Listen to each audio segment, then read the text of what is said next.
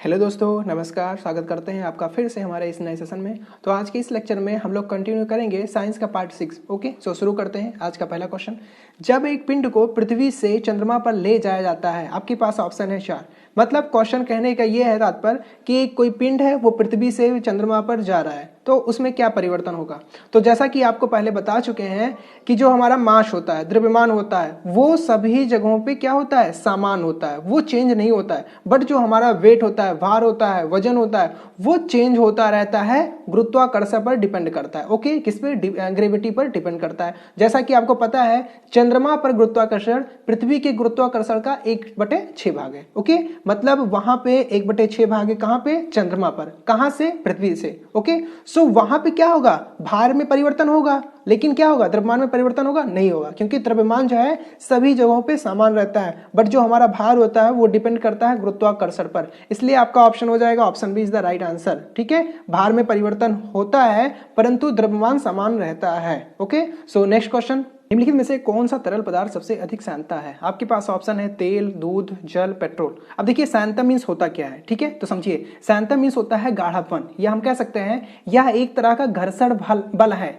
जो द्रव्य की विभिन्न परतों के बीच कार्य करता है। ठीक है, मतलब जिस द्रव में जितना अधिक सांता का गुण होगा उसे हिलाने में उतना ही अधिक बल लगाना पड़ता है। ओके, और छोड़ देने पर उतना ही जल्दी विरामावस्था में आ जाती है क्या, द्रव। ठीक है, मतलब जिस द्रव में जितना भी अधिक सांता का गुण होगा उसे हिलाने में उतना ही बल लगाना पड़ेगा, और अगर उसे छोड़ देंगे तो जल्दी से अपने का विरामावस्था में आ जाएगा। ओके, जैसे उदाहरण के रूप में समझेंगे तो वायु में हम जितना तेज चल सकते हैं उतना तेज जल में नहीं चल सकते। क्यों, क्योंकि वायु की तुलना में जल की सांता बहुत अधिक होती है। ओके, सो अगर हम चारों ऑप्शन देखते हैं, चारों ऑप्शन तुलना करते हैं तो तेल ही है। ठीक है, आपका जो ऑप्शन ए है तेल ही है जो इन सबसे धीमा बहेगा, इसलिए तेल की सांता सबसे अधिक होगी। ओके, सो नेक्स्ट क्वेश्चन, निम्न में से किस तरल का पदार्थ का घनत्व सबसे कम है। ठीक है, अब देखिए इसका आंसर हो जाएगा option C is the right answer, petrol. अब देखिए पेट्रोल क्यों,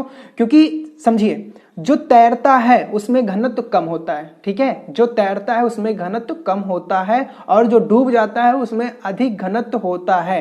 तो पेट्रोल जो है जल पर तैरता है, ठीक है, और पारा डूब जाता है, इसलिए पेट्रोल क्या है, कम से कम घनत्व है, इसलिए आपका आंसर हो जाएगा option C is the right answer. ठीक है, चलते हैं नेक्स्ट क्वेश्चन, दीपक की बाती में तेल किसके कारण उठता है। तो इसका राइट आंसर हो जाएगा option B is the right answer, केशिकात्व, कैपिलरिटी। ठीक है, ये केशिकात्व होता क्या है तो उसको समझिए, केश नली में द्रव के ऊपर चढ़ने अथवा नीचे उतरने की घटना को केशिकात्व कहते हैं, कैपिलरिटी कहते हैं। ठीक है, अब देखिए जो आपका यहाँ पे दीपक की बाती में तेल चढ़ रहा है, मतलब तेल है, तेल में आपका एक किसी में दिया में रखा हुआ है, और आपका दीपक जो आपका बाती रहता है ऊपर रहता है, तेल कैसे ऊपर चढ़ता है, कैसे ये रहता है। अब देखिए क्योंकि तेल जो है वो तरल है, ठीक है, और वो फैल रहा है और रुई को आकर्षित करता है। ठीक है, इसलिए इस पे क्या सिद्धांत, क्या कार्य, मतलब किसके कारण हो रहा है ये, तो कैपिलरिटी बोले तो केशिकात्व कारण।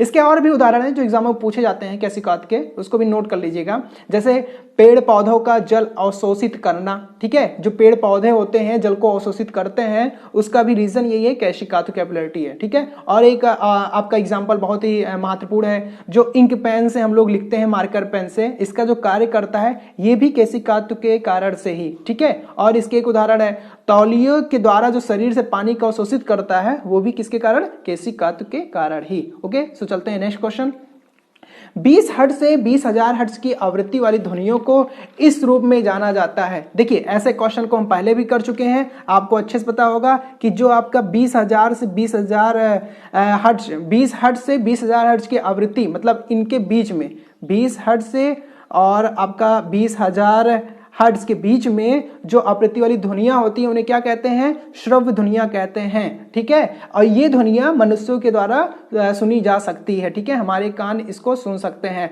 20 हर्ट्ज से नीचे की ध्वनियां को क्या कहते हैं? अवश्रव्य कहते हैं। और 20,000 हर्ट्ज के ऊपर के जो ध्वनियां होती हैं आवृत्ति वाले उन्हें क्या कहते हैं? पराश्रव कहते हैं, ठीक है। पराश्रव जो कि हमारे द्वारा नहीं सुना जा सकता, वो चमगादड़ के द्वारा, कुत्ते बिल्लियों के द्वारा सुनाया जा सकता है। ओके, सो यहाँ पे ऑप्शन हो जाएगा ऑप्शन ए, श्रव्य ध्वनियां। सो चलते हैं नेक्स्ट क्वेश्चन। अब देखिए कुछ क्वेश्चन यहाँ पे इंग्लिश में होंगे, इंग्लिश में लिखे होंगे, बट मैं हिंदी में बोल दे रहा हूँ। आप लोग जैसा भी आपको उचित लगेगा नोट कर लीजिएगा, हिंदी या फिर इंग्लिश। ओके, लिखा है which among the following does not gate deflected in magnetic field.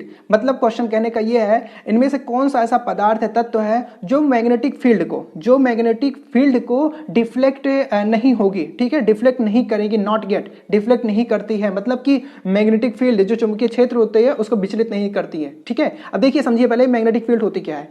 तो जो मैग्नेटिक फील्ड होती हैं डिफ्लेक्ट होने के लिए चार्ज होने चाहिए, ये चाहे प्लस चार्ज हो या फिर चाहे नेगेटिव चार्ज हो, मतलब कि डिफ्लेक्ट करने के लिए मैग्नेटिक फील्ड को क्या होनी चाहिए? चार्ज होनी चाहिए, ठीक है। यानी कोई ऐसा चीज देख लो जिसमें चार्ज ना हो, कोई भी चार्ज ना हो, तो उसका मैग्नेटिक फील्ड क्या होगा? उस पर कोई फर्क नहीं पड़ेगा। मतलब कि हम कह सकते हैं कि इन चारों ऑप्शन में आप देख लीजिए कि कौन सा ऐसा ऑप्शन है जिसपे कोई चार्ज नहीं है, वही आपका आंसर हो जाएगा। क्योंकि जब चार्ज नहीं होता है तो उसका मैग्नेटिक फील्ड से कोई प्रभाव नहीं पड़ता है। और आपसे क्वेश्चन में यही पूछा है कि इनमें ऐसा क्या पदार्थ या तत्व है जो मैग्नेटिक फील्ड को डिफ्लेक्ट नहीं करेगा, मतलब विचलित नहीं करेगा। तो हम ऑप्शन देखते हैं प्रोटॉन। तो प्रोटॉन पे जैसा कि आपको पता है ये डिफ्लेक्ट कर जाता है, क्यों? क्योंकि इस पे पॉजिटिव चार्ज होते हैं, ठीक है। हम बात करेंगे कैथोड रे, तो ये भी आपका नेगेटिव चार्ज होता है, इसलिए ये भी डिफ्लेक्ट कर जाएगा। अगर हम अल्फा पार्टिकल बात करेंगे तो ये आपका 2 गुना पॉजिटिव चार्ज होता है, इसलिए ये भी डिफ्लेक्ट कर जाएगा। बट ये जो आपको दिख रहा है न्यूट्रॉन्स, ये ठीक है, क्या है? इसमें कोई भी चार्ज, वो न्यूट्रल होता है, कोई चार्ज नहीं होता है, इसलिए आपका ऑप्शन हो जाएगा option D is the right answer. आपका जो न्यूट्रॉन है ऑप्शन डी जो है ये मैग्नेटिक फील्ड को क्या करेगा? विचलित नहीं करेगा, इसलिए आपका ऑप्शन हो जाएगा option D is the right answer. चलते हैं नेक्स्ट क्वेश्चन। तो order of increasing wavelength of the following colours will be. Question कहने का मतलब है इनमें से सही वेवलेंथ का क्रम क्या है। मतलब आपके पास 4 कलर दिए गए हैं, इन 4 कलर को ऑप्शन दिए गए हैं ए बी सी डी, इनमें सही से, और देखिए इंक्रीजिंग ऑर्डर है, ध्यान दीजिएगा, इंक्रीजिंग ऑर्डर में देखना है कि आपका सही ऑप्शन क्या होगा। सबसे पहले ये समझिए ये वेवलेंथ जो 4 कलरों के बारे में बोला गया है, ये कलर आपके किस पे डिपेंड करते हैं? विवग्योर्स पे डिपेंड करते हैं। विवग्योर होता क्या है? तो समझिए, देखिए जो विजुअल लाइट होती है जिसे श्वेत प्रकाश बोलते हैं, जो हम देख पाते हैं वो 7 रंगों में, इन 7 रंगों में क्या होते हैं? विभाजित होते हैं, ठीक है, विभक्त होते हैं। और किससे विभक्त होते हैं? ये एक प्रिज्म से विभक्त होते हैं, ठीक है। उस पर प्रकाश पड़ता है, वो टूटते हैं, इन 7 रंगों में क्या होते हैं? विभाजित होते हैं। 7 रंगों की बात कर लेंगे अगर हम, तो वी से हमारा हो जाएगा वायलेट, जिसे बोलते हैं वैगनी, आई से हो जाएगा इंडिगो जिसे बोलते हैं जामुनी, और बी से ब्लू मतलब हो जाएगा नीला, और जी से ग्रीन से हरा, वाई से येलो से पीला, ओ से ऑरेंज, जिसे संतरा नारंगी बोलते हैं, ठीक है। आर से हो जाता है रेड मीन्स लाल, ठीक है। मतलब इन 7 कलर को हम देख सकते हैं, ये हमारे विवग्योर के कलर होते हैं। जैसा कि आपको पता होगा ये जो आपका इंद्रधनुष दिख रहा है, ठीक है, ये जो रेनबो आपका दिख रहा होगा, इसमें भी यही 7 रंग आपके दिखाई पड़ते हैं, ठीक है, रेनबो में भी रहते हैं। सो हम चलते हैं, देखते हैं, समझते हैं पहले ये विवग्योर होता क्या है, ठीक है। एक बात याद रखिए, जब आप वी से आर की तरफ ऐसे चलेंगे, ठीक है, तो आपकी जो वेवलेंथ होगी वो बढ़ती जाएगी, मतलब तरंग दैर्ध्य जो होगा क्या होगा? बढ़ती जाएगी। यानी कि लाल रंग जो है, लाल रंग का क्या होता है? वेवलेंथ सबसे ज्यादा होता है, मतलब तरंग दैर्ध्य सबसे ज्यादा होता है, इसलिए लाल रंग का यूज वार्निंग सिग्नल में प्रयोग किया जाता है।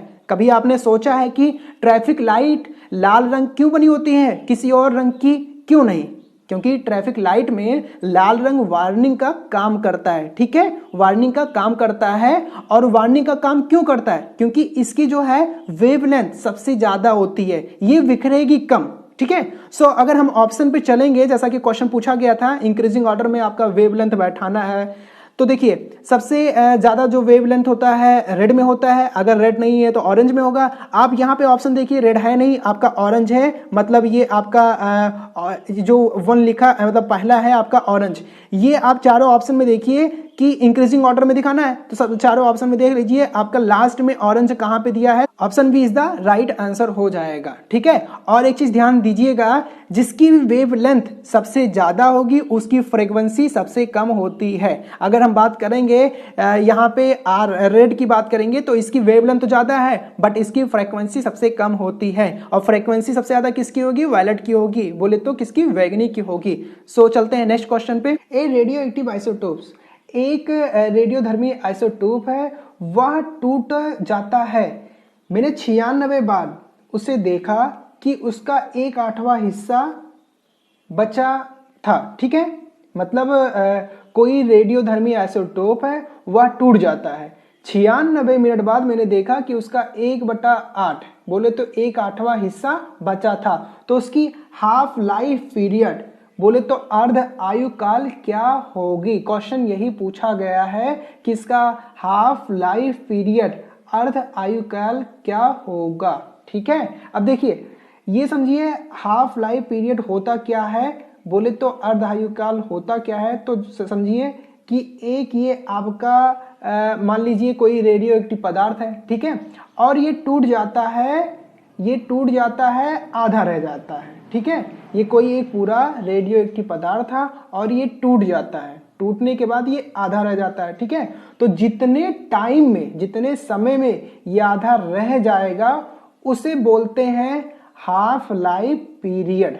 ठीक है, अर्ध आयु काल। ठीक है, अब जैसा कि क्वेश्चन में कहा है कि आपका जो 96 मिनट बच रहा है, 1/8वां हिस्सा। ठीक है, 96 मिनट बाद देखा कि 1/8 हिस्सा बच रहा है। तो समझिए आपका ये रेडियो एक्टिव पदार्थ है कोई, ठीक है, ये एक पूरा भाग है, ये टूट रहा है, सबसे पहले हो रहा है हाफ, इसके बाद 1/4 और फिर इसके बाद टूट के 1/8 हो जा रहा है। ठीक है, जैसा कि क्वेश्चन में बोला है कि 1/8वां हिस्सा बचता है, बोले तो यही हिस्सा बचता है। अब देखिए कितने साइकिल में टूट रहा है, कवर कर रहा है, तो 1 साइकिल, 2 साइकिल और 3 साइकिल, यानी कि 3 साइकिल कवर कर लिया इसने। ठीक है, अब 3 साइकिल कवर करने में कितना टाइम लग रहा है, 96 मिनट लग रहा है, जैसा कि क्वेश्चन में बोला है। ठीक है, अब इसको हम अगर सॉल्व करते हैं तो अगर 3 साइकिल कवर करने में 96 मिनट लग रहा है तो 1 साइकिल कवर करने में कितना मिनट लग जाएगा, आपका हो जाएगा 32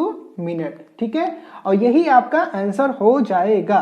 तो देखिए ऑप्शन पे चलते हैं, आपका ऑप्शन जो था, आपका ऑप्शन यहाँ पे हो जाएगा, option C is the right answer. ठीक है, यानी कि हर 32 मिनट के बाद यह आइसोटोप टूट जाता है। ठीक है, इसीलिए 96 मिनट बाद 1/8 हिस्सा बचता है। ठीक है, सो क्लियर हो गया होगा। सो चलते हैं नेक्स्ट क्वेश्चन पे। Hydrogen bombs involves the principle of, question कहने का मतलब यह है हाइड्रोजन बम में कौन सा सिद्धांत यूज होता है। ठीक है, आपके पास ऑप्शन है nuclear fission, nuclear fusion, Newton's law, Coulomb's law. ठीक है, अब समझिए हाइड्रोजन बम, अब देखिए क्वेश्चन और भी कैसे पूछा जा सकता है, क्वेश्चन ऐसे भी आ सकता है कि हाइड्रोजन बम किस सिद्धांत पर कार्य करता है। तो दोनों क्वेश्चन बिल्कुल सेम है, कौन सा सिद्धांत यूज होता है या किस सिद्धांत पर कार्य करता है, दोनों सेम है। ठीक है, समझिए ये आपका है सूरज। ठीक है, अब देखिए ये आपका क्या है, सूरज है। सूरज के ऊपर इतनी गर्मी क्यों है, सूरज हमें गर्मी उष्मा क्यों देता है, क्योंकि सूरज के अंदर हाइड्रोजन और हाइड्रोजन से मिलकर क्या बनता है, हीलियम और एनर्जी। ठीक है, हाइड्रोजन और हाइड्रोजन से मिलकर क्या बनता है, हीलियम और एनर्जी।